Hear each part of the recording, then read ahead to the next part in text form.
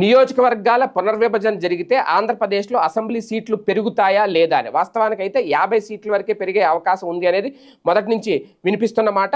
కానీ ఇప్పుడు తాజాగా పెరుగుతాయా లేదా అనే కొత్త సందేహం అయితే వస్తుంది. దీనికి కారణం ఏంటి అంటే చాలా మేరకు తెలుగుదేశం పార్టీ చూసుకుంటే కనుక చాలా అవసరం రాజకీయంగా టీడీపీకి కూడా.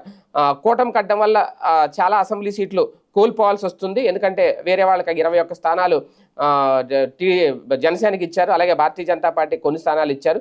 చాలామంది తెలుగు తమ్ముళ్ళు త్యాగరాజులు అయ్యారు. ఈ నేపథ్యంలో 2024 ఎన్నికల్లో 31 సీట్లను మొత్తం మిత్రులకు ఇచ్చారు. అయితే 2029 ఎన్నికల్లో పొత్తులు ఉంటే కనుక ఇంకా ఎక్కువ ఇవ్వాల్సి వస్తుందా అనేది. ఎందుకంటే జనసేన బలోపేతమైంది, కనీసం 50 సీట్లు అయితే కోరుకుంటుంది. బీజేపీ కూడా 20 వరకు అడిగే అవకాశం ఉంది.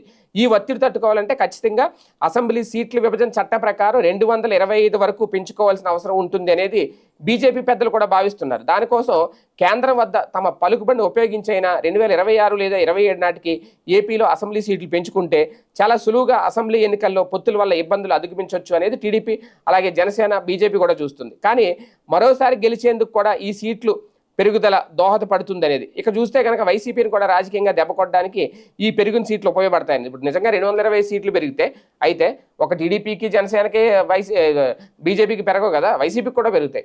వైసీపీలో కూడా పోటీదారులు పెరుగుతారు, కాకపోతే ఆ పార్టీలో అంతమంది లేరు అనేది. అయితే తాజాగా మినీ మహానాడులో ఒక ఆయన మాట్లాడుతూ 2029 తర్వాతనే అసెంబ్లీ సీట్లు పెరుగుతాయని చెప్తున్నారట. ఆ పెద్ద ఆయనకు మరి ఉన్న సమాచారము లేదంటే రాజకీయంగా ఆయన ఎలా చెప్పారో తెలియదు, కానీ ఆయన ఎవరో కాదు, మాజీ మంత్రి యనమల రామకృష్ణుడు. ఇప్పట్లో అసెంబ్లీ సీట్లు పెరిగే అవకాశం లేదు అంటూ ఆయన స్టేట్మెంట్ ఇచ్చారట.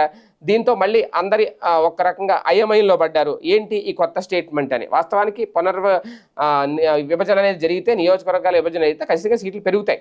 కానీ ఇప్పుడు జరగదన్న ఉద్దేశం. 2029 తర్వాత పునర్విభజన జరుగుతుందా, పోస్ట్ పోన్ చేస్తారా ఏంటి అనేది క్లారిటీ రావాలి.